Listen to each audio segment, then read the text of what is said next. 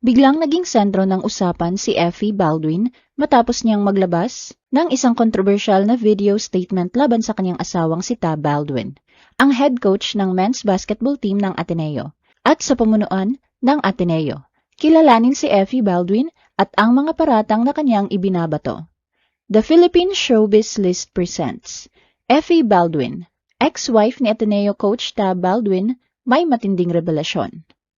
Effie's personal detail. Si Euphemia Effie Baldwin ay isang Greek business owner at estranged wife ni Tab Baldwin, ang head coach ng men's basketball team ng Ateneo de Manila University. Bagamat matagal na siyang namumuhay ng pribado, kamakailan lamang ay napunta siya sa sentro ng atensyon ng publiko matapos maglabas ng seryosong alegasyon laban kay Tab at sa Ateneo de Manila University. Si Effie ay may lahing Greek at dating nanirahan sa Greece bago lumipat ng tirahan.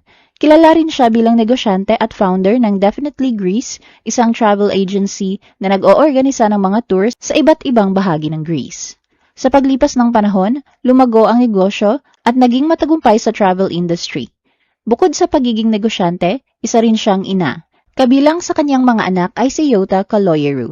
Ayon sa mga ulat, ikinasal sina Effie at Tab noong 2011 at kalaunan ay nanirahan sa labas ng Metro Manila habang nagsisilbi si Tab bilang coach ng Ateneo Blue Eagles men's basketball team. Gayunpaman nagbago umano ang kanilang sitwasyon noong unang bahagi ng 2020.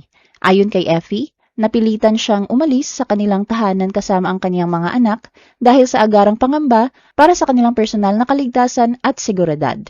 Simula noon, namuhay umano sila ng magkahiwalay.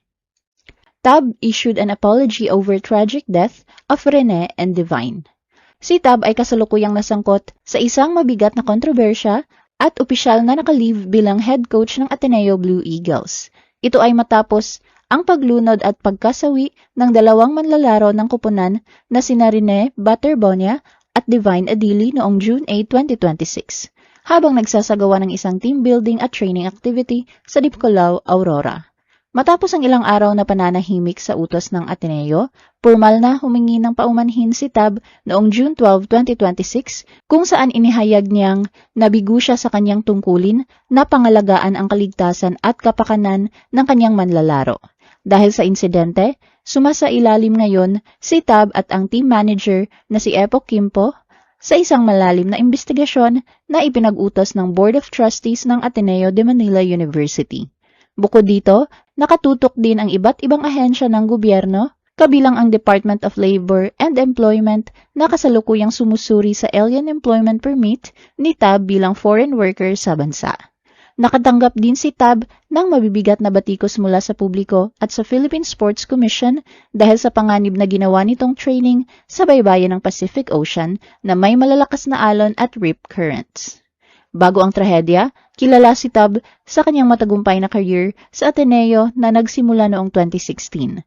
Matagumpay niyang nagabayan ang koponan sa 4 na UAAP Men's Basketball Championships, kabilang ang isang 3-peat mula 2017 hanggang 2019, at isa pa noong 2022.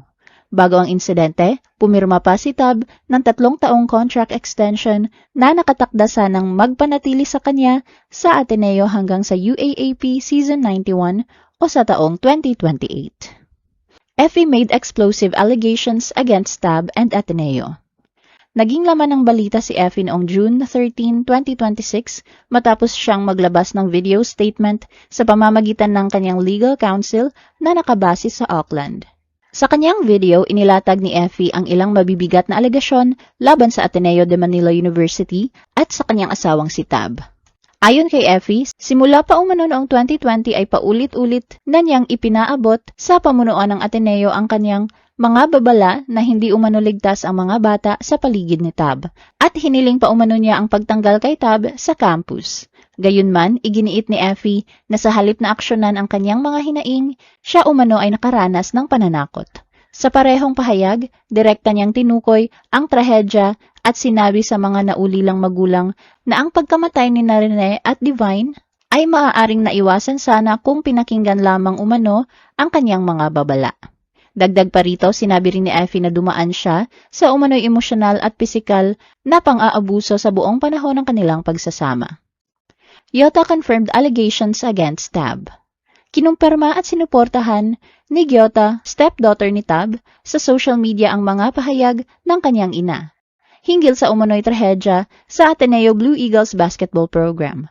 Kasunod ng video ng kanyang inang si Effie, nag-post si Gyota sa X upang idiin na matagal nang binalaan ang pamunuan ng Ateneo noong 2020 pa lang na hindi ligtas ang mga kabataan sa paligid ni Tab. Ayon sa kanya, sa halip na makinig ang Ateneo, ay binaliwala pa ang kanyang ina at ginawang living hell ang buhay nito sa loob ng ilang buwan.